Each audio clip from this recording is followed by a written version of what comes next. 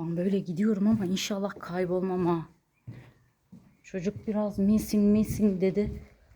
Kayboldu mu, ne oldu? Aman kaybolayım ya. Ne olacak diyeceğim ama bisikletim orada ya. Wow. Ya arkadaş ya. Ulan burada hastalanmak da güzel ya. Ya nasıl güzel bir yer ya. Allah Allah. Vay arkadaş. Çatı katı da var. Hmm.